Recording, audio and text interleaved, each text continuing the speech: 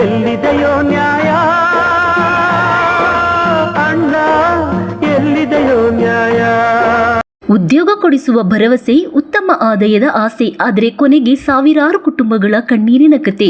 ಚಿತ್ರದುರ್ಗ ಜಿಲ್ಲೆಯಲ್ಲಿ ಎಸ್ಎಲ್ವಿ ಮಹಿಳಾ ಮಾರ್ಟ್ ಎಂಬ ಖಾಸಗಿ ಕಂಪನಿ ಮಹಿಳೆಯರಿಗೆ ಮನೆಯಿಂದಲೇ ಗೃಹೋಪಯೋಗಿ ವಸ್ತುಗಳನ್ನು ಪ್ಯಾಕಿಂಗ್ ಮಾಡುವ ಕೆಲಸ ನೀಡುವುದಾಗಿ ನಂಬಿಸಿ ಭಾರೀ ವಂಚನೆ ಎಸಗಿರುವ ಆರೋಪ ಕೇಳಿಬಂದಿದೆ.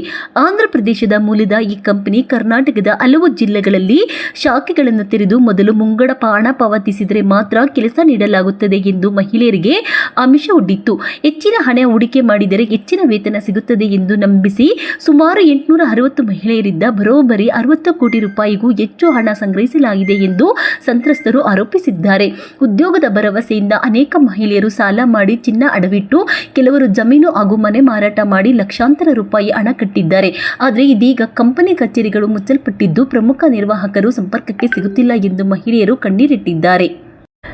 ಕಂಪನಿಯ ಮ್ಯಾನೇಜರ್ಗಳಾದ ಕೃಷ್ಣಮೂರ್ತಿ ಮತ್ತು ಹೇಮಂತ್ ಹಣದೊಂದಿಗೆ ಪರಾರಿಯಾಗಿದ್ದಾರೆ ಎಂದು ಆರೋಪಿಸಿರುವ ಮಹಿಳೆಯರು ತಪ್ಪಿತಸ್ಥರನ್ನು ಕೂಡಲೇ ಬಂಧಿಸಿ ತಮ್ಮ ಹಣವನ್ನು ವಾಪಸ್ ಕೊಡಬೇಕು ಎಂದು ಆಗ್ರಹಿಸಿದ್ದಾರೆ. ಸಾಲದ ಬಾಧೆ, ಆರ್ಥಿಕ ಸಂಕಷ್ಟ ಮತ್ತು ಜೀವನದ ಭವಿಷ್ಯದ ಆತಂಕದಿಂದ ಅನೇಕ ಮಹಿಳೆಯರು ತೀವ್ರ ಮಾನಸಿಕ ಒತ್ತಡಕ್ಕೆ ಒಳಗಾಗಿದ್ದಾರೆ. ಕೆಲವರು ವಿಷ ಕುಡಿಯುವ ಪರಿಸ್ಥಿತಿಗೂ ತಲುಪಿದ್ದೇವೆ ಎಂದು ಅಳಲು ತೋಡಿಕೊಂಡಿದ್ದಾರೆ. ಈ ಹಿನ್ನೆಲೆಯಲ್ಲಿ ನೂರಾರು ಮಹಿಳೆಯರು ಚಿತ್ರದುರ್ಗ ಎಸ್ಪಿ ಕಚೇರಿಗೆ ಆಗಮಿಸಿ ನ್ಯಾಯಕ್ಕಾಗಿ ಮನವಿ ಸಲ್ಲಿಸಿದ್ದು, ಪ್ರಕರಣದ ಸಮಗ್ರ ತನಿಖೆ ನಡೆಸಿ ತಪ್ಪಿತಸ್ಥರ ವಿರುದ್ಧ ಕಠಿಣ ಕ್ರಮ ಕೈಗೊಳ್ಳುವಂತೆ ಒತ್ತಾಯಿಸಿದ್ದಾರೆ.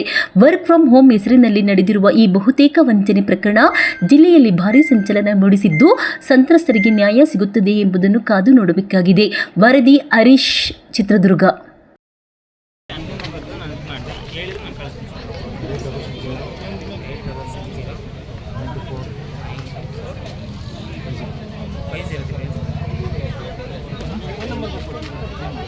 Aadhaar card number